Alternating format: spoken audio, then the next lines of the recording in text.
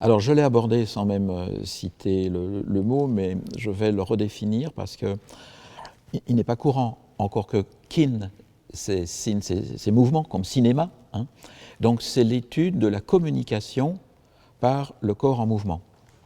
Et l'expression même kinésique est la traduction française de kinesics, qui est le terme que Burt Wissel, mon patron américain, avait inventé, parce que son idée, c'était de faire une linguistique de la gestualité.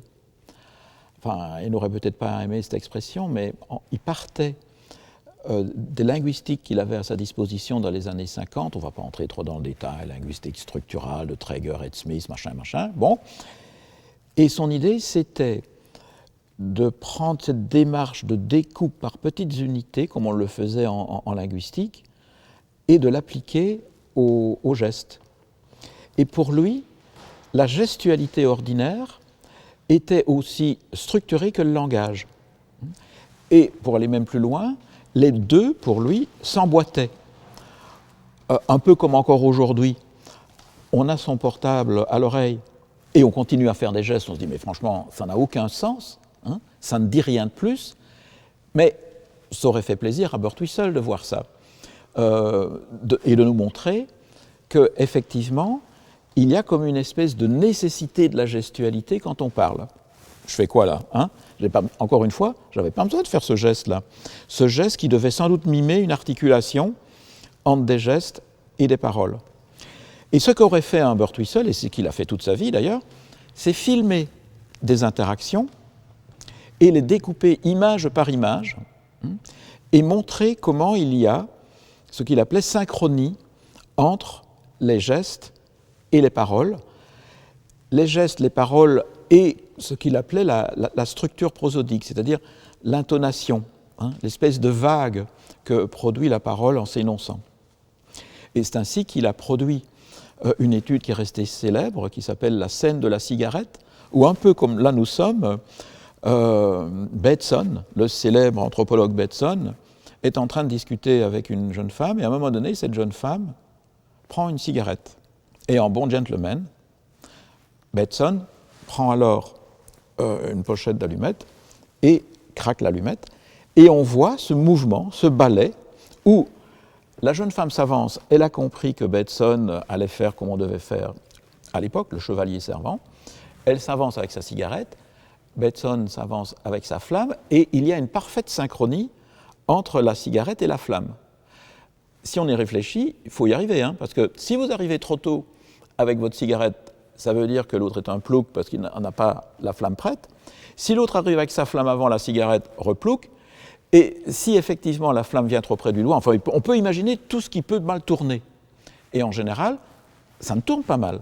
Il y a effectivement articulation à la fois entre les gestes de la personne et les gestes de la personne et les gestes de l'autre personne. Et tout ça fait 9 secondes que Burt Wissel va étudier pendant au moins 9 ans. Et ça va faire un livre impossible que personne, aucun éditeur n'a jamais voulu éditer, qui s'appelle « L'histoire naturelle d'un entretien ».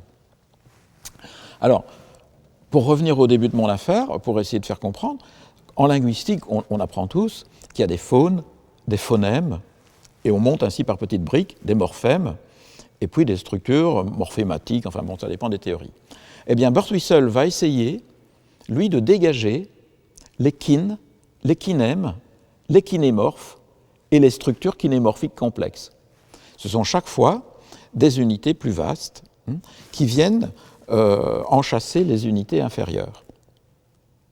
Cela dit, à la fin de sa vie, il avouera qu'il s'était trompé et qu'il avait en quelque sorte poursuivi une chimère et que la gestualité n'est pas structurée comme un langage.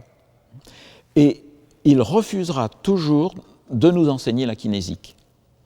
Si moi j'ai appris les rudiments de kinésique, c'est littéralement en me castagnant avec la traduction française de ce célèbre chapitre de l'histoire naturelle d'un entretien qui est la scène de la cigarette.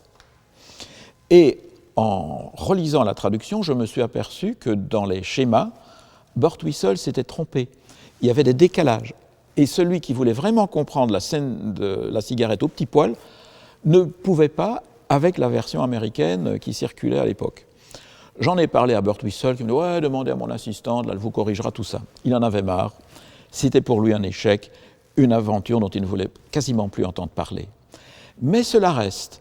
Mais il reste que dans l'histoire de la tentative de craquer le code, en quelque sorte, de la gestualité ordinaire, c'est une très belle aventure. Hein. Et moi, j'en parle toujours avec, finalement, beaucoup d'admiration.